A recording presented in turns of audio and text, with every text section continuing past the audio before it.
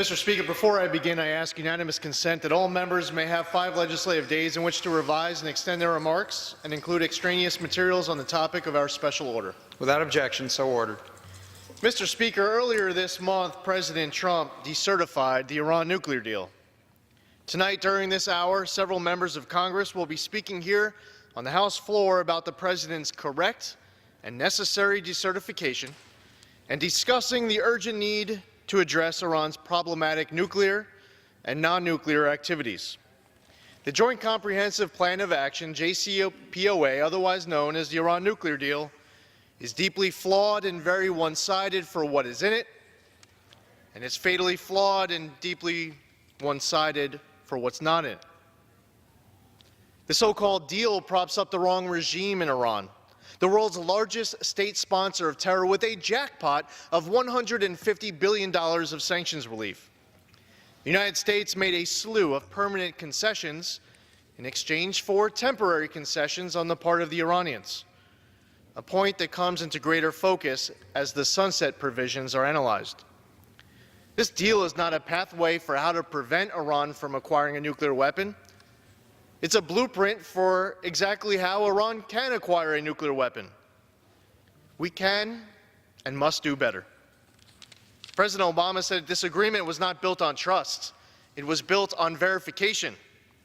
I'm still waiting for an answer on how you can support a deal based on verification without knowing what the verification regime is. The verification agreement between the IAEA and Iran still hasn't been submitted to Congress, and Secretary Kerry has admitted that he never read it. We have learned, though, that Iran collects some of their own soil samples and inspects some of their own nuclear sites. No U.S. inspectors are permitted to participate in any of these inspections at all. The verification regime must become adequate and transparent, and Americans should know what the verification agreement is. Since the JCPOA was entered into, Iranian aggression in the Middle East, and Iraq, and Syria, and elsewhere has only increased. These bad activities have only gotten worse, since all of the leverage that brought the Iranians to the table was negotiated away in the JCPOA. Iran has continued to illegally test-fire intercontinental ballistic missiles and finance terror. They even seized one of our naval vessels, subsequently holding hostage and publicly embarrassing 10 American sailors. Iran is committed to wiping Israel off the map, and they chant death to America in their streets on their holidays, all while unjustly imprisoning American citizens. They call Israel the little Satan and America the great Satan. These are, unfortunately, just a few of Iran's bad activities. It is also so important to note that Iran has not only violated the spirit of the nuclear deal with its non-nuclear bad activities, it has also violated the letter of the deal. For example, Iran spins more IR-6 centrifuges than they are allowed to under the JCPOA. They've assembled more IR-8 rotor assemblies than they are allowed to. They've attempted to acquire carbon fiber that they agreed that they wouldn't. They stockpiled more heavy water than they were supposed to under the JCPOA. And Iran is also not allowing any inspections at all at any of their military sites. So Iran's not only violating the spirit of the deal, but they're also violating the letter of the deal. And President Trump was absolutely correct to decertify the JCPOA. If Iran is serious about helping turn the JCPOA into a truly reasonable agreement, then they should make those intentions clear, both in private conversations with the United States and the other countries of the P5+1, but also in their public rhetoric. Many of Iran's other bad activities will need to cease. If Iran does not want to save the JCPOA, then the sanctions should immediately ramp up. And throughout this next hour, we will discuss the President's correct decision to decertify, as well as the urgent need to eliminate Iran's problematic nuclear and non-nuclear activities. Joining me tonight are members of Congress from all across our great country who are deeply passionate about America's best interests and supportive of the President's decision to decertify the Iran nuclear deal. At this time, it is my great pleasure to welcome the distinguished gentleman from South Carolina, Mr. Joe Wilson, a leader on the House Foreign Affairs Committee throughout all of Congress, oftentimes been to the Middle East, a grandson of a veteran, a son of a veteran, and a proud father of 4 veterans. Joe Wilson of South Carolina. Mr. Speaker, thank you, Congressman Lee Zeldin, for your leadership. We sincerely appreciate your leadership for American families, particularly based on your service in Iraq. On October 23, 1983, an otherwise peaceful Sunday morning in Beirut, Lebanon, there was tragically a disruption of a suicide truck bomb that crashed into the Marine Corps barracks, killing 241 courageous U.S. Marines. This was the deadliest attack of 21,000 pounds of TNT since the U.S. Marines were in the Battle of Iwo Jima. Investigators determined that Hezbollah, an Iran-backed terrorist organization that has targeted America and our allies for decades, was responsible for the attack.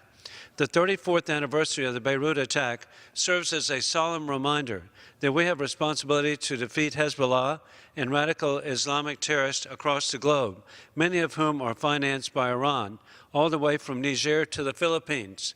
It is important that we defeat the terrorists overseas to protect American families at home.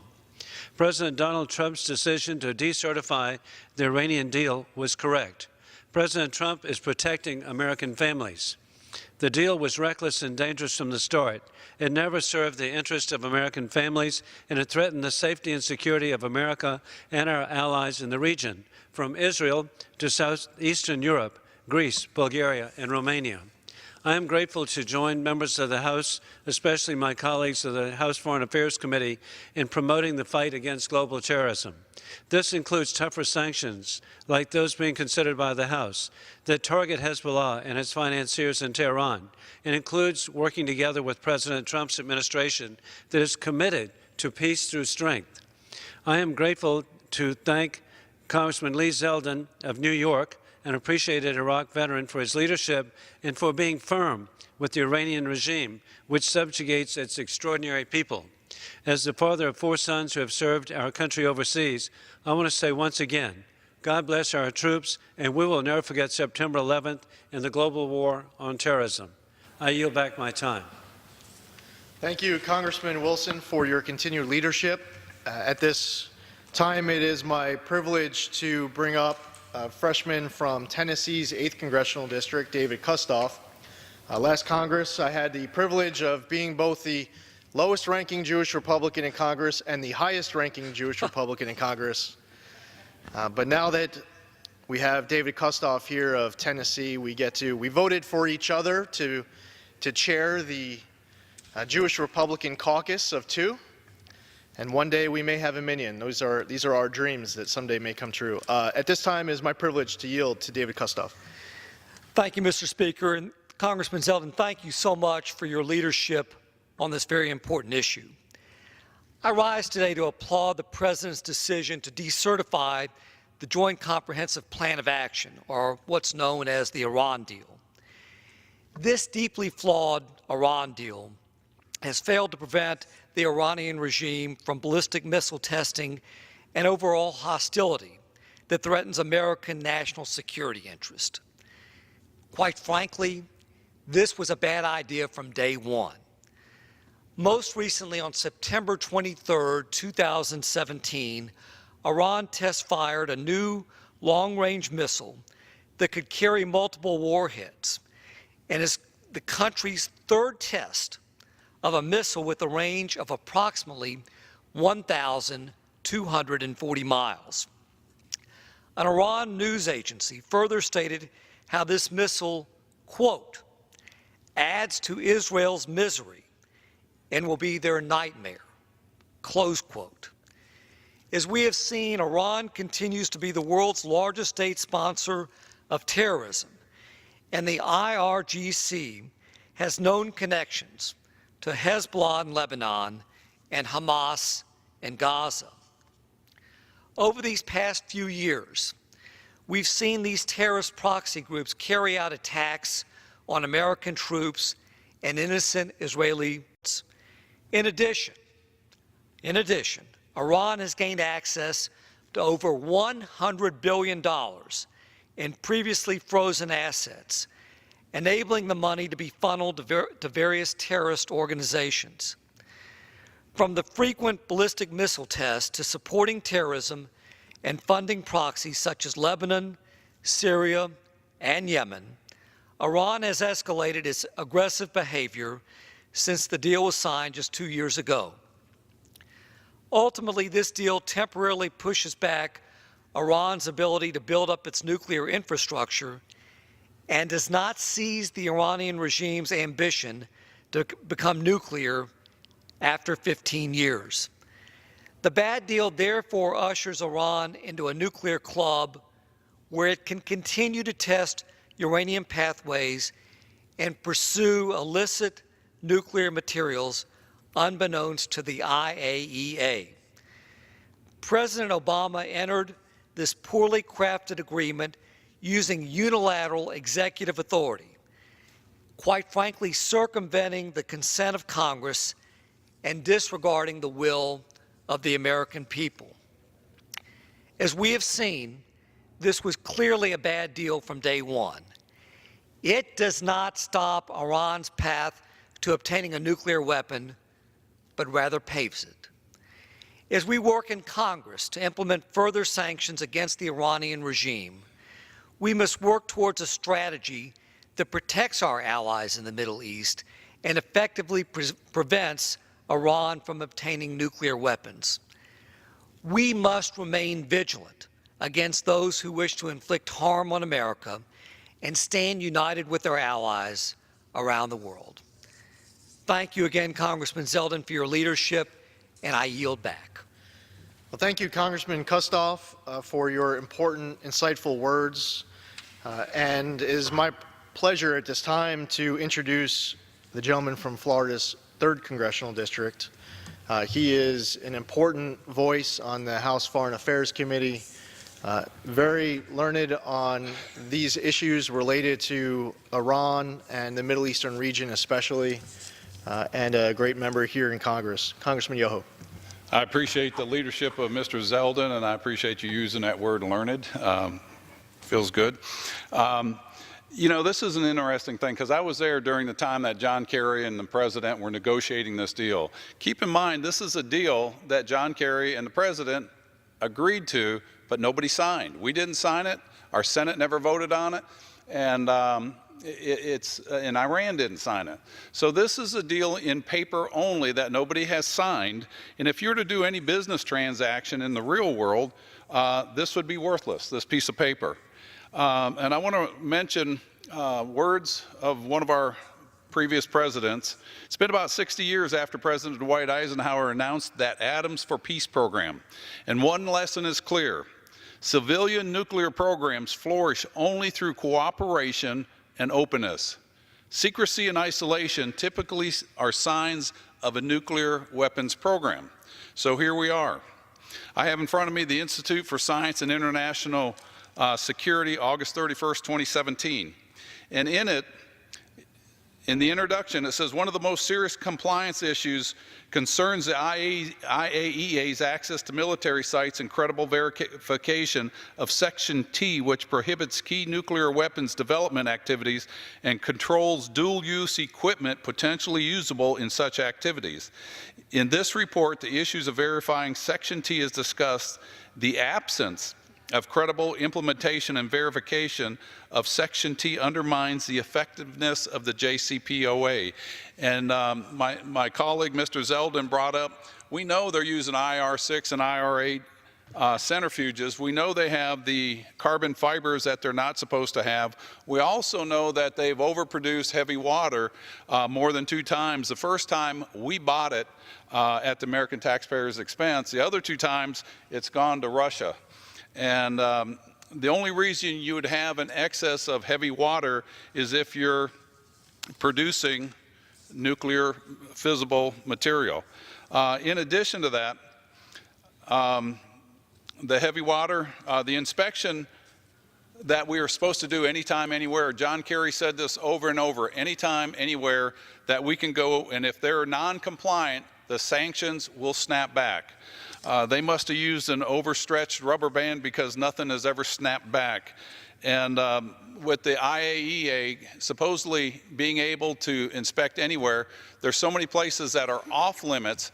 It's only those areas that Iran says that we can go in and inspect. Parchin military sites is a place that we know they detonated a nuclear trigger.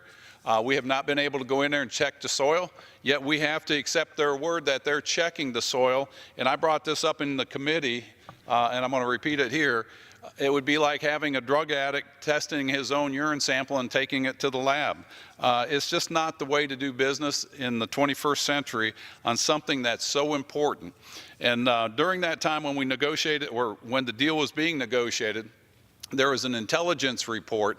I don't know if you were in Congress, but there was an intelligence report that had always had Iran as a state sponsor of terror.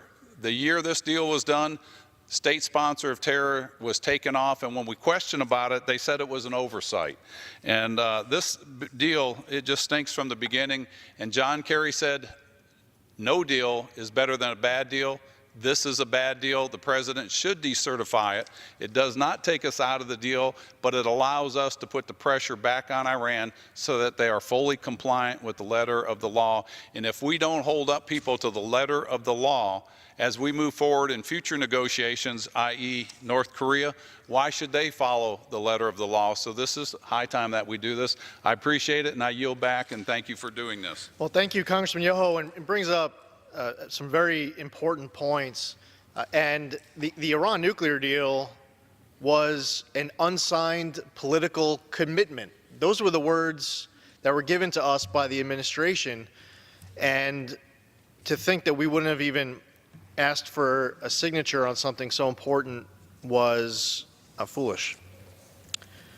The next speaker that we have tonight in this important special order in support of President Trump's decision to decertify the Iran nuclear deal and the need to address Iran's other problematic nuclear and non-nuclear activities is a freshman from my home state of New York, someone I served with in the New York State legislature. And we're really excited to have her here serving with us in the halls of Congress. She's hit the ground running and is very passionate about our military, our veterans, and also especially why we're here tonight, the path forward with regards to Iran. Ms. Claudia Tenney of New York's 22nd Congressional District.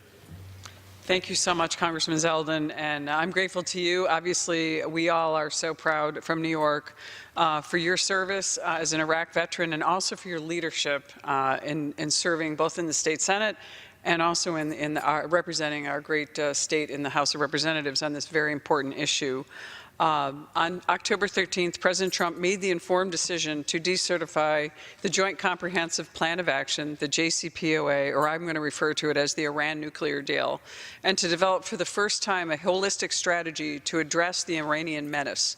I applaud this sound choice, which prioritizes the safety and security of our citizens and the American homeland.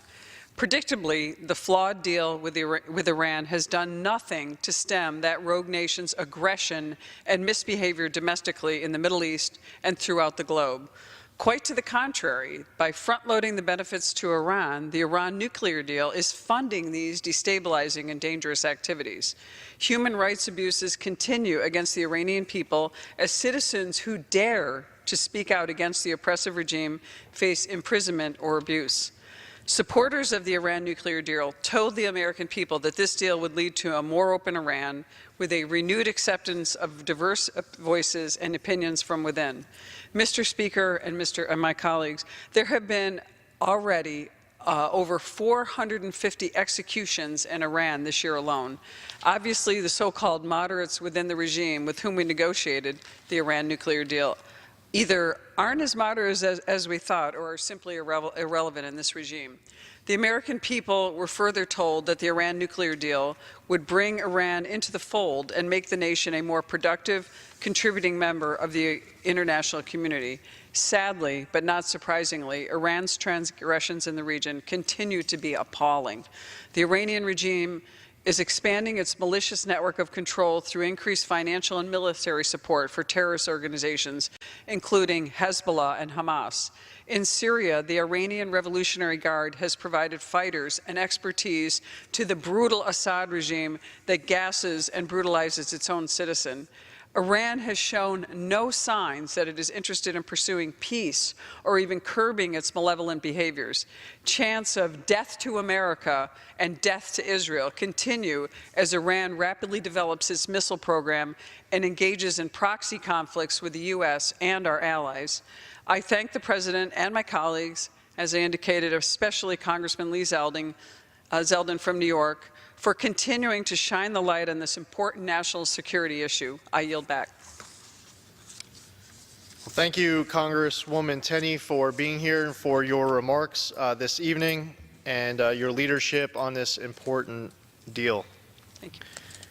It is my pleasure at this time to introduce Congressman Andy Barr, who is a leader on the House Financial Services Committee, has been very active in the efforts as it relates to sanctions. And it's so important to note that it was sanctions that brought the Iranians to the table and applied an incredible amount of economic pressure. The Iranian regime that's in charge desperately needed relief in order to get through their next election. And now the Iranians have had an opportunity to experience life with that sanctions regime and life without it. And Congressman Barr, Chairman Barr, is a very important voice here in the halls of Congress for ensuring the right leverage is on the table to deal with Iran's nuclear and non-nuclear activities. Thank you for being here, Congressman Barr. Well, thank you, Congressman Zeldin, and thank you for your leadership on this issue, your voice in criticism of this flawed nuclear deal with Iran, and of course for your valiant service to the United States in the military. And I rise tonight in strong support of the President's decision to decertify this deeply flawed JCPOA, the Iran nuclear deal, under the Iran Nuclear Agreement Review Act. I agree with the President's finding that Iran is not transparently, not verifiably, and not fully implementing the agreement. And I agree with the President's finding that continued sanctions relief is not in the vital security interests of the United States. That's because the Obama administration's nuclear deal with Iran was a dangerous and historic mistake. The deal provided the mullahs in Tehran with roughly $100 billion in upfront sanctions relief in exchange for Iran's future promise, to temporarily pause its enrichment program. Unfortunately, the agreement contained fatally deficient verification protocols, and the International Atomic Energy Agency now concedes that it has no capacity to verify that Tehran is engaged in activities which could contribute to the development of a nuclear explosive device. That's because under the terms of the agreement, the very terms of the JCPOA, international inspectors are barred from accessing Iran's military sites, where illicit nuclear activities are most likely taking place. President Obama's promise that there would be anytime, anywhere inspections, but that promise was replaced with, quote, managed access to suspect nuclear sites, in which international inspectors must appeal to Iran and Russia and China in a bureaucratic process that would take days, during which Iran could remove anything covert and in violation of the agreement. And as Congressman Zeldin correctly pointed out, we don't even know what the verification protocols actually are, because we haven't been able to access the secret agreement between international inspectors, non-U.S. inspectors, and the leadership in Tehran. But the most serious concern is not that Iran would cheat. It is that even if Iran is fully complying with this agreement, bad outcomes are guaranteed. First, Iran will be allowed an arsenal of nuclear weapons in as little as 10 years. Under the very terms of this agreement, Iran was not denied a nuclear weapon. The path was paved for Iran to have an arsenal of nuclear weapons with international sanction. Iran was not required to dismantle key bomb-making technology. It was permitted to retain vast enrichment capacity, and it was allowed to continue research and development on advanced centrifuges. And here's this. It will be allowed to continue to acquire intercontinental ballistic missiles. Intercontinental ballistic missiles. Why do you need intercontinental ballistic missiles if you have peaceful designs for your nuclear program? Ladies and gentlemen, those of you who are listening at home across America, remember this. An intercontinental ballistic missile is not a missile designed for Tel Aviv. An intercontinental ballistic missile is designed for New York City and Washington, D.C., and Atlanta, Georgia, and Los Angeles, California, and Seattle, Washington, and Chicago. Our homeland security has been jeopardized because of this fatally flawed agreement. And Iran will receive a sanctions relief jackpot. They've already received upwards of $100 billion so far. And in our capacity as the chairman of the subcommittee that oversees sanctions, oversees the Treasury Department's implementation of sanctions, we've heard it. We've heard the reporting that as a result of this agreement, Iran has not become pacified. Iran has actually accelerated its support for terrorist proxies in Lebanon, and Gaza, Syria, Iraq, Yemen, and Nigeria. And because Iran's neighbors know that this deal reverses a decades-long bipartisan U.S. policy blocking Iran's nuclear program, this agreement continues to risk a nuclear arms race in the broader Middle East. Now look, there are apologists, there are defenders of the Iran nuclear deal, and they say it's working. They say there's evidence of dismantling of the nuclear program. But we have the benefit of almost 2 years of implementation of the deal. We have the benefit of hindsight to see if this deal is actually working. Here are the facts. The facts are that since the Joint Comprehensive Plan of Action was implemented in January of 2016, Iran has continued to sponsor Hezbollah and other radical terrorist militias in the region. Its support for the Assad regime alone, including the use of planes to airlift military supplies, has helped claim an estimated 400 lives. Last April, even President Obama suggested that the Iranians were violating the spirit of the deal by engaging in these activities. Rather than being deterred, Iran went on in October to sentence 3 Americans to long prison terms on bogus charges. In January of this year, the country tested a ballistic missile in violation of UN Security Council Resolution 2231. In April, just as a commercial airline manufacturer was announcing new sales to Iran as a result of the sanctions relief under the JCPOA, we learned that dozens of Syrian civilians, including at least 11 children, were gassed in an Iranian-supported chemical weapons attack. Additionally, Iran has stated that it will no longer permit inspections of its military bases. It continues to attempt to intimidate our allies and is facilitating the imports and exports of arms.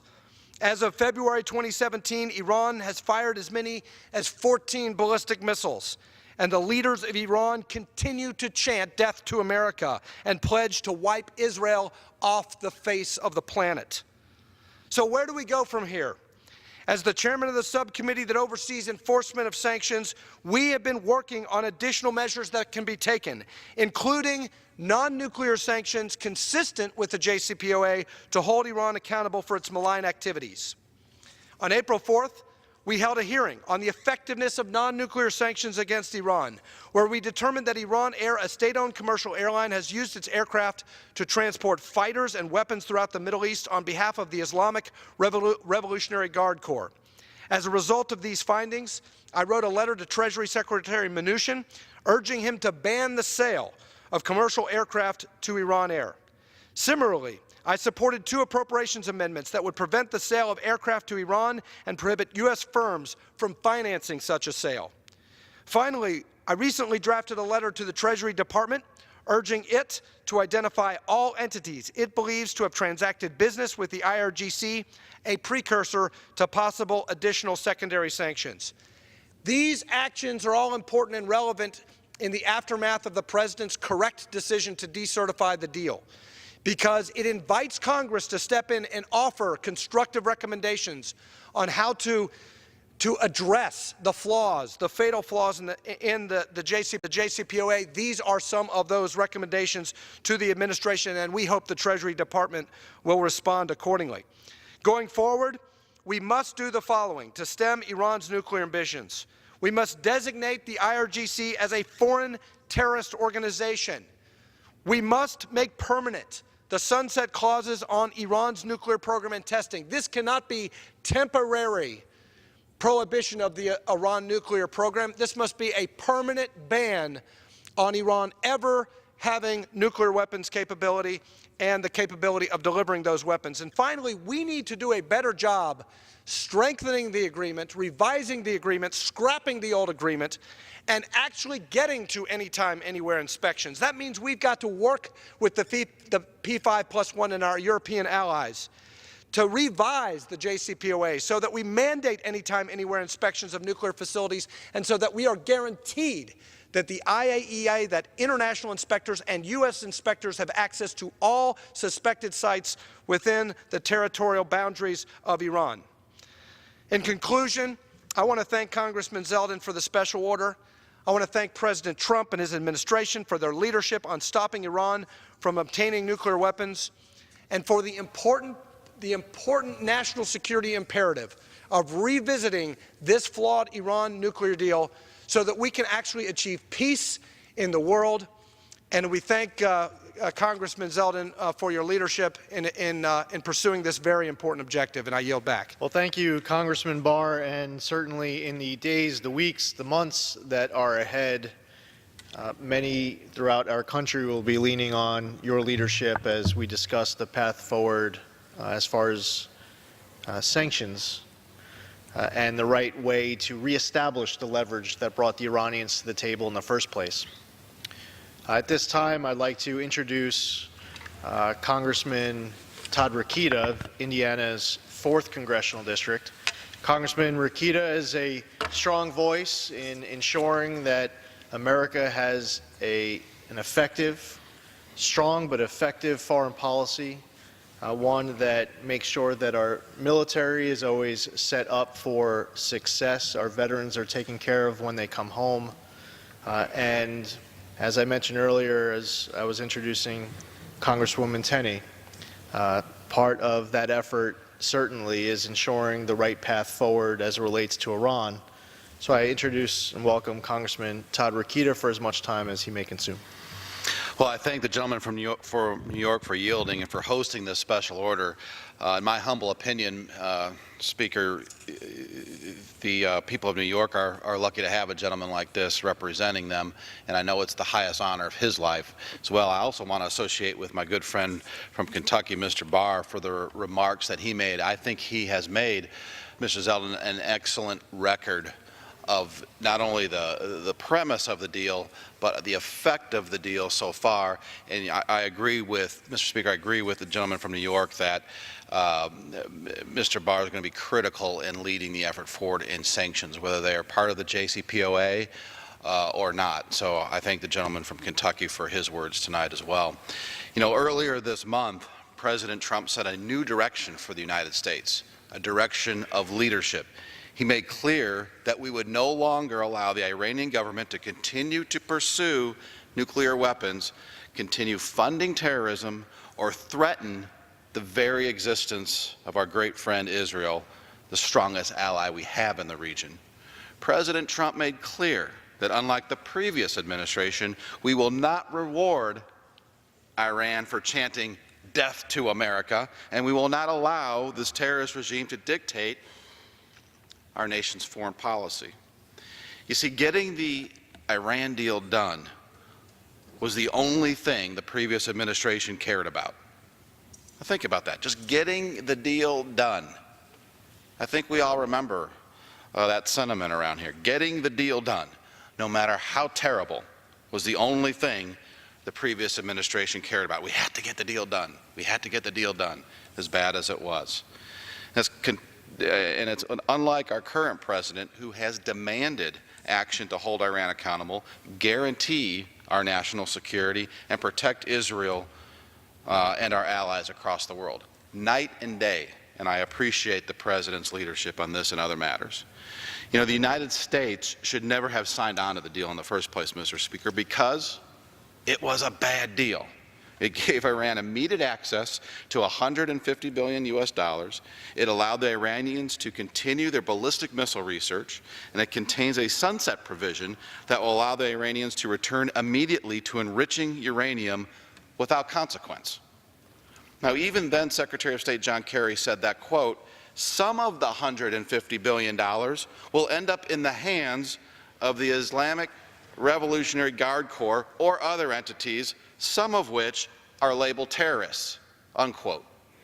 That was our Secretary of State's direct quote, admitting that some of this $150 billion was going to get to terrorists.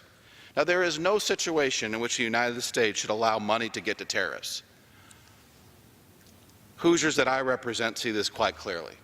Surely the Americans that the rest of us represent see the same thing. But then President Obama and Secretary Kerry allowed this to happen, and were cheered on, in fact, by many in this very chamber and many in the Senate. Now, this year alone, Iran has tested their ballistic missiles at least 3 times, and they tested a rocket space launch vehicle. Now, in their most recent test in September, they used a ballistic missile with the potential range to hit Israel, the only stable democracy in the region. And as Mr. Barr pointed out, Mr. Speaker, intercontinental ballistic missiles aren't even meant for Israel. They're meant to come here. They're meant to go to our other allies.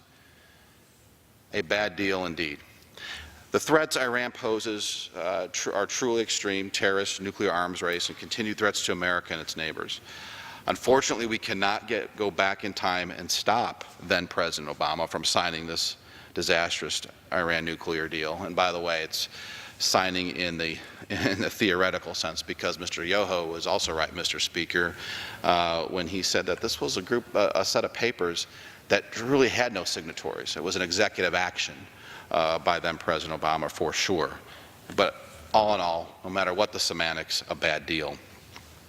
But we can move forward by creating tough sanctions, like Mr. Speaker, Mr. Barr was pointing out, and making sure Iran is held accountable. And that starts tonight with the work that Lee Zeldin and other members of Congress are doing. Mr. Speaker, I thank the gentleman from New York again for yielding me this time. I thank him for his leadership. Mr. Speaker, let's get it right this time. Let's make sure Iran doesn't become the threat that the previous administration has allowed it to become. And I yield back. Well, thank you, Congressman Rakita, for being here, for your important words as well, for all of the members who have spoke.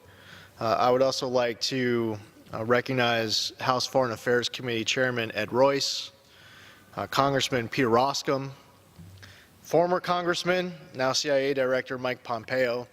Just some of the voices over the course of these last few years on this very important issue, and the need to hold Iran accountable and to fight for the best possible agreement for the United States. Over the course of tonight, we discussed the JCPOA, what was in it.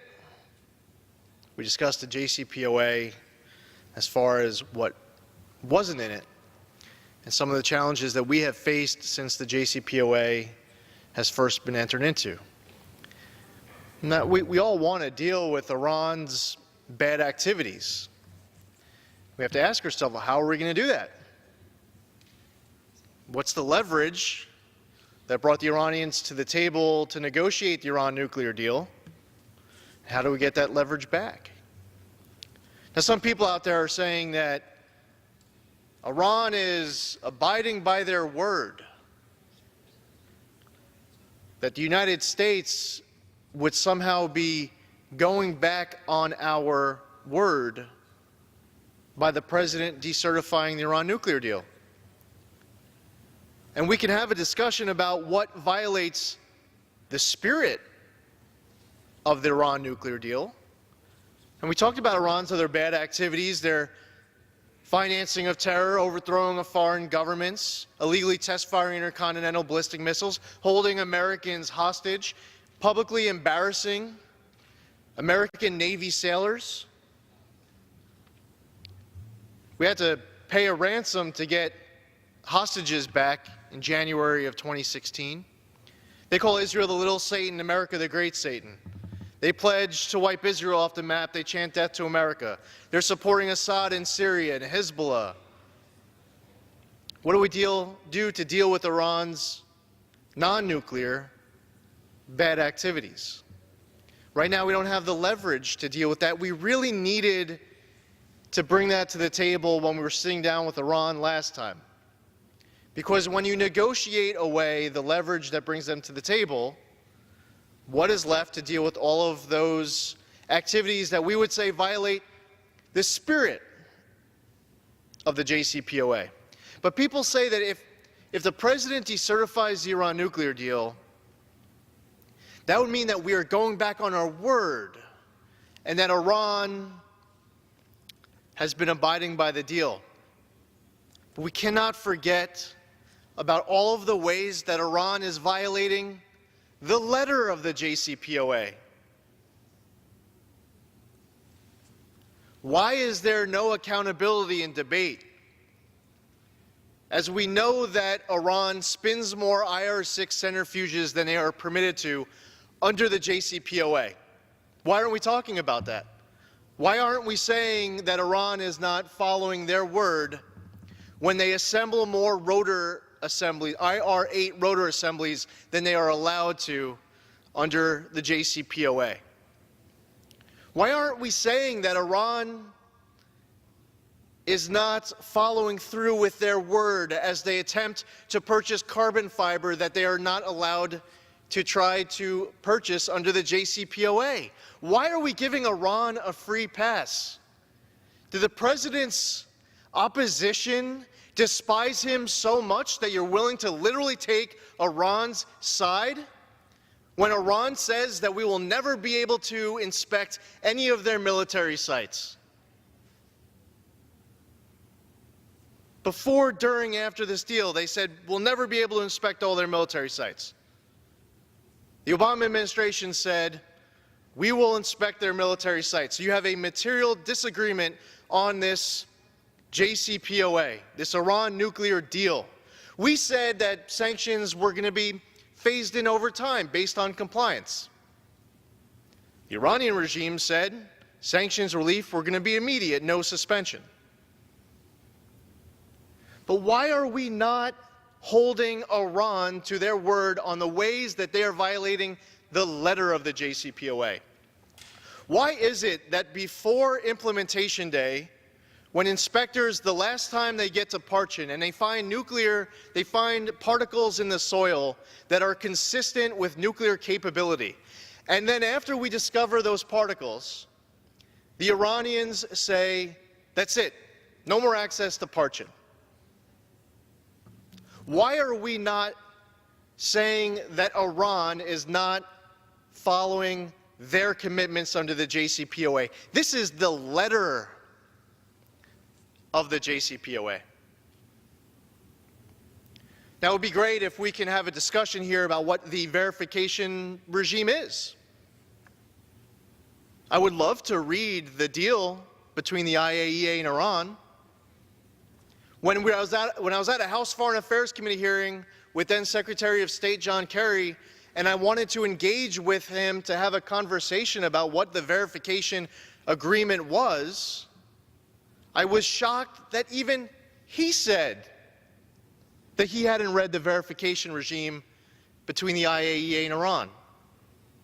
It really scratches your head. And I asked the question here on the House floor last Congress, while we were debating the JCPOA, I said,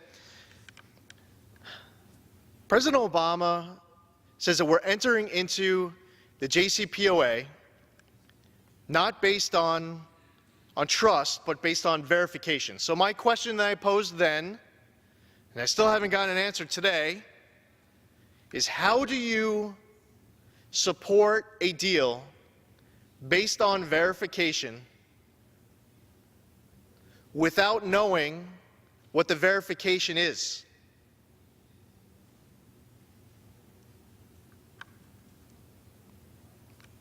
We're propping up the wrong regime. And in 2009, during the Green Revolution, an undemocratic election, millions of Iranians go to the streets. These are people who go to the streets that right now, there are people, millions of Iranians today who would love a free, stable, democratic Iran. After an undemocratic election, they go to the streets. We said it was none of our business.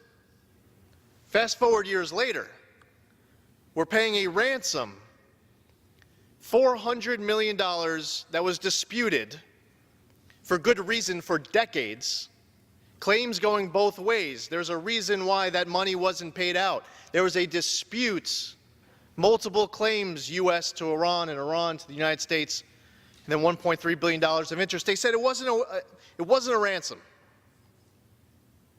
$1.7 billion in cold hard cash in pallets that have to get delivered at the exact same moment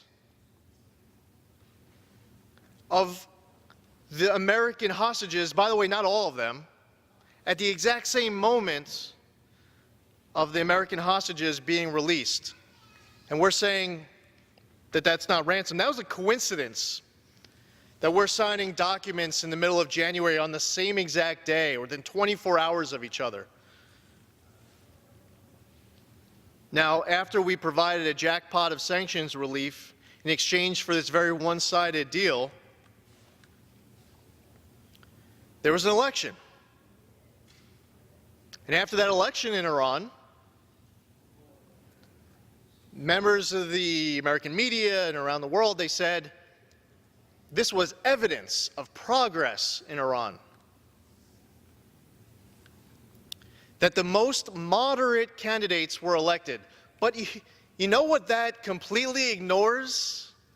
The 12,000 most moderate candidates not being allowed access to the ballot. We're propping up the wrong regime.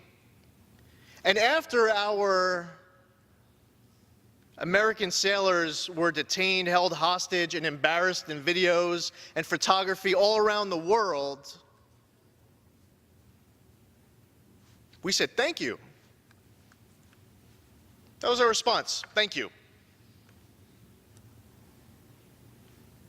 And after all the concessions that were made as part of the JCPOA, our Secretary of State became president for the Tehran Chamber of Commerce.